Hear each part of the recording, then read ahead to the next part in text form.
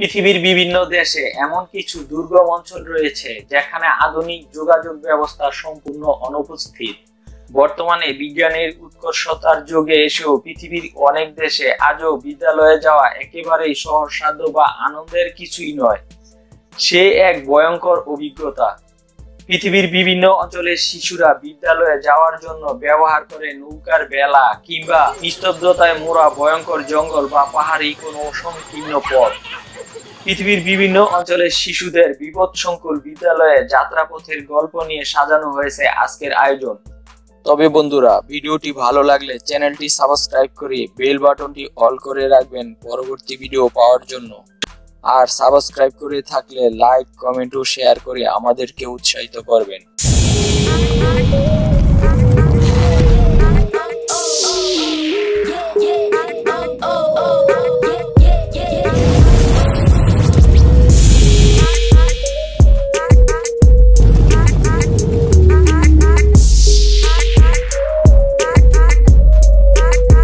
সিরাজগঞ্জের শাহজাদপুর উপজেলার দুর্গম যমুনা চরাঞ্চলের শিক্ষার্থীদের প্রতিদিন 10 কিলোমিটার পথ পাড়ি দিয়ে যেতে হয় স্কুলে। ফলে অনেকে প্রাথমিক শিক্ষার গণ্ডি পাড়ি দিতেই হিমশিম খায়। যমুনার একটি গ্রাম থেকে আরেকটি গ্রামের দূরত্ব অনেক, পাড়ি দিতে হয় বালুকাময় দীর্ঘ পথ। দুর্গম এই 10 কিলোমিটারের মধ্যে রয়েছে নৌপথ, সড়ক পথ, বালিময় হাঁটা পথ। এ পথ পাড়ি দিতে প্রতিদিন শিক্ষার্থীদের গুনতে হয় অন্তত 40-50 টাকা। সময় মতো নদীর ঘাটে পৌঁছতে না পারলে কিংবা খেয়া ছেড়ে দিলে সেদিন আর স্কুলে পৌঁছানো সম্ভব হয় না। বাড়ি থেকে ওইসব স্কুলে ক্লাস করতে 3-4 কিলোমিটার বালুপথ পাড়ি দিয়ে হরদিগুলিয়া কিংবা 12 পাখিয়া নৌকা ঘাটে আসতে হয়। তারপর 10-15 টাকা দিয়ে নৌকায় বিপদসংকুল যমুনা পাড়ি দিয়ে পৌঁছাইতে হয় স্বপ্নের হাই স্কুলে। ফলে হতদরিদ্র যমুনা চরের সন্তানদের 30-40 টাকা না হলে আর স্কুলে যাওয়া সম্ভব হয় না। অনেক সময় ঝড়ঝাপটা, রোদ বৃষ্টি অতিক্রম করে তাদের লেখাপড়া চালাতে গিয়ে চরম দুর্ভোগ পোহাতে হয়। কিশোরগঞ্জ জেলার বাজিতপুর উপজেলার মাইরচর একটি অন্যতম ইউনিয়ন। বাহেরবালি মডেল উচ্চ বিদ্যালয় মাইরচর ইউনিয়নের একমাত্র মাধ্যমিক শিক্ষা প্রতিষ্ঠান। বিশাল হাওরের মাঝখানে একটি 3তলা মডেল বিদ্যালয়। 3 থেকে 4 কিলোমিটার পর্যন্ত আশপাশে নেই কোনো বাড়িঘর বা গ্রাম। বিদ্যালয়টির চারদিকে থুই থুই পানি আর পানি। দূর থেকে দেখলে মনে হয় সমুদ্রের মধ্যে ভেসে আসছে একটি 2তলা জাহাজ। কাছে না গিয়ে কেউ বুঝতে পারবে না এটি একটি বিদ্যালয়। এর চারদিকে নেই কোনো রাস্তাঘাট। এরই মধ্যে মাথা উঁচু করে দাঁড়িয়ে আছে একটি 3তলা ভবন, যাতে যোগাযোগের একমাত্র বাহন হলো নৌকা। দেখতে অনেকটা আশ্রয় শিবিরের মতো মনে হয় এই বিদ্যালয়টি। আর এখানেই জীবনের ঝুঁকি নিয়ে নৌকা যোগে প্রতিদিন শিক্ষার্থীরা আসে বিদ্যালয়ে। এখানে নিয়মিতই চলছে শিক্ষার্থীদের পাঠদান। শিক্ষক শিক্ষার্থীদের হাজিরাও অন্য যে কোনো বিদ্যালয়ের চেয়ে বেশি।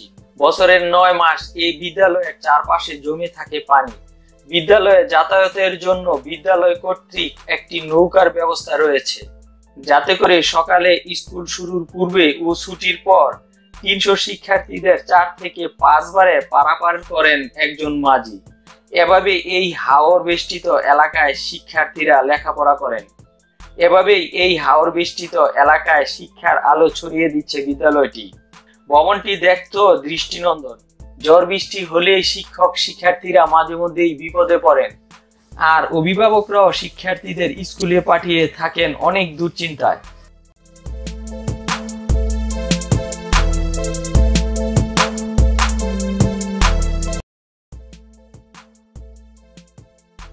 দক্ষিণ চীনের জাংজিওয়ান গ্রাম। দক্ষিণ চীনের হুনান প্রদেশের পাহাড়ের কোলে জাংজিওয়ান গ্রামটি অবস্থিত। গ্রামটির আশপাশের এলাকার শিশুদের জন্য নেই কোনো বিদ্যালয়। পাহাড় পেরিয়ে দূরবর্তী এক বিদ্যালয়ে যেতে হয় তাদের। সেই পাহাড় পেরোনোর জন্য শিশুদেরকে বিশেষ কাঠের তৈরি মই ব্যবহার করতে হয়। 60 মিটার লম্বা কাঠের তৈরি মইটিতে শিশুদের নেই কোনো সুরক্ষা ব্যবস্থা।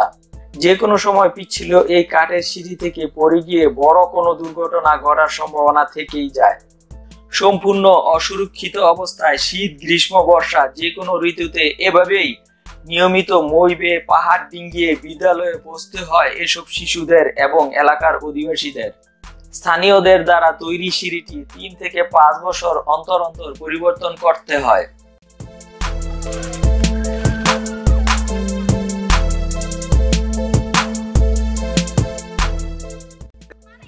ইন্দোনেশিয়ার লিবাগ অঞ্চল। ইন্দোনেশিয়ার লিবাগ অঞ্চলের সাঙ্গিয়ান তানজুয়ান গ্রামের অধিবাসীদের নদী পারাপারের জন্য ব্যবহার করতে হয় একটি ভাঙ্গা ঝুলন্ত সেতু। সেতুর নিচ দিয়ে বয়ে চলেছে খরস্রোতা চিরাঙ্গ নদী। শুধু গ্রামের অধিবাসীদেরকেই নয়, গ্রামের শিশুরা এই সেতু ব্যবহার করে থাকে। গ্রামের বিদ্যালয়গামী শিশুরা প্রতিদিন ঠিক সময়ে স্কুলে পৌঁছানোর জন্য এই ভাঙ্গা সেতু ব্যবহার করে থাকে।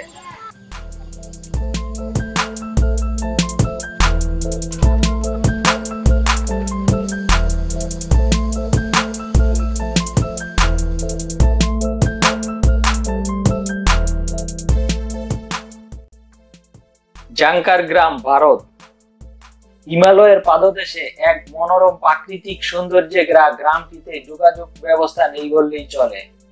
গ্রাম থেকে বিদ্যালয়ে যাতায়াত করা দুরূহ বলে গ্রামের শিশুদেরকে স্কুলের হোস্টেলে থেকে পড়াশোনা করতে হয়। কিন্তু গ্রাম থেকে শিশুদেরকে এই আবাসিক বিদ্যালয়ে যেতে পাড়ি দিতে হয় এক দুর্গম পথ। হিমালয়ের কাছাকাছি হওয়ার পথটি প্রায় সব সময় থাকে বরফে ঢাকা। এই বরফে ঢাকা পিচ্ছিল পথ পাড়ি দিয়ে তাদেরকে সেই আবাসিক বিদ্যালয়ে যেতে হয়।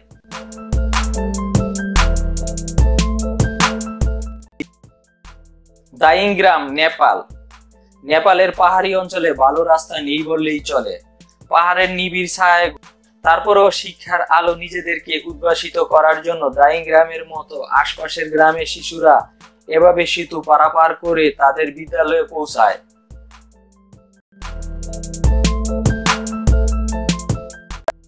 রিজাল প্রদেশ, ফিলিপাইন। ফিলিপিনের দুর্গম অঞ্চলে ভালো যোগাযোগ ব্যবস্থা না থাকার কারণে এসব অঞ্চলের শিশুদের বিদ্যালয়ে যাওয়ার প্রবণতা খুব কম। তার মধ্যে ব্যতিক্রম রিজাল প্রদেশের একটি প্রত্যন্ত গ্রাম। এই গ্রামের শিশুদেরকে বিদ্যালয়ে যাওয়ার জন্য পাড়ি দিতে হয় সোলেন নদী। নদীর উপর কোনো সেতু না থাকায় বাড়ি থেকে প্রায় 8 ঘন্টা দূরত্ব অতিক্রম করে তারা বিদ্যালয়ে পৌঁছায়। নদী অতিক্রম করার জন্য তারা কোনো পালতোলা নৌকা বা ভেলা ব্যবহার করে না। এই নদী পারাপারের জন্য তাদের একমাত্র ভরসা গাড়ির চাকার বায়ু ভর্তি টিউব। শুধু গ্রীষ্মকালেই নদী যখন শান্ত থাকে তখনই নয়, সারা বছরই বিদ্যালয়ে পৌঁছানোর জন্য এভাবে তারা নদী পাড়ি দিয়ে থাকে। আবহাওয়া খারাপ থাকলে সেদিন এসব শিশুদের বিদ্যালয়ে যাওয়া বন্ধ থাকে, নয়তোবা বিদ্যালয়ের কাছাকাছি কোনো আত্মীয়ের বাড়িতে তাদেরকে রাখা হয়।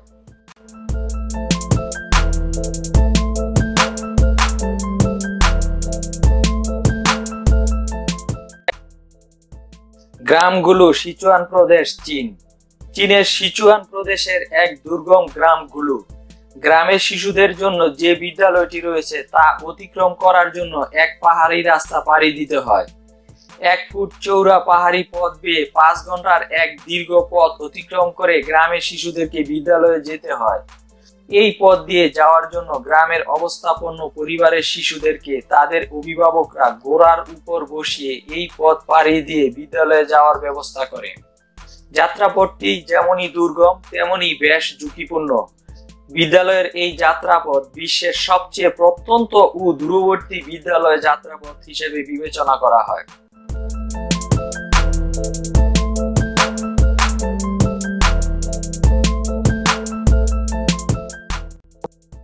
বার্মার, রাজস্থান, ভারত।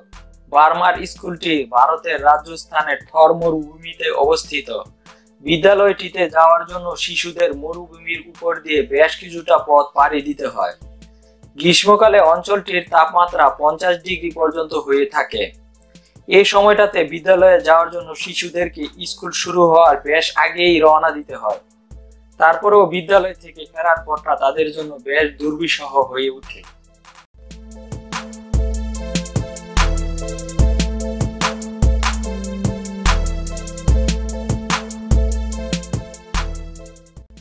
রিও নেগ্রো নদী, কলম্বিয়া। কলম্বিয়া রিও নদীর তীরে অবস্থিত গ্রামগুলোর মানুষদের যোগাযোগের জন্য রিও নেগ্রো নদী থেকে 400 মিটার উপরে অবস্থিত 800 মিটারের স্টিল কেবলে ঝুলে যাতায়াত করতে হয়। শুধু গ্রামের অধিবাসীদেরকেই নয়, গ্রামের শিশুদেরকেও জীবনের ঝুঁকি নিয়ে এই পথ অতিক্রম করেই বিদ্যালয়ের ক্লাসে নিয়মিত অংশগ্রহণ করতে হয়। এই কেবল সিস্টেমের গতিবেগ ঘন্টায় ৮০ কিলোমিটার। এই কেবল সিস্টেম নদীর দুই পাশে আছে, তবে এভাবে নদী পার হতে সময় লাগে ১ মিনিট। এর গতিবেগ এত বেশি যে তা শিশুদের জন্য বেশ বিপজ্জনক বটে। তারপরেও রিউ গ্রামের শিশুরা শিক্ষা গ্রহণের জন্য এভাবেই বিদ্যালয়ে নিয়মিত যাতায়াত করে।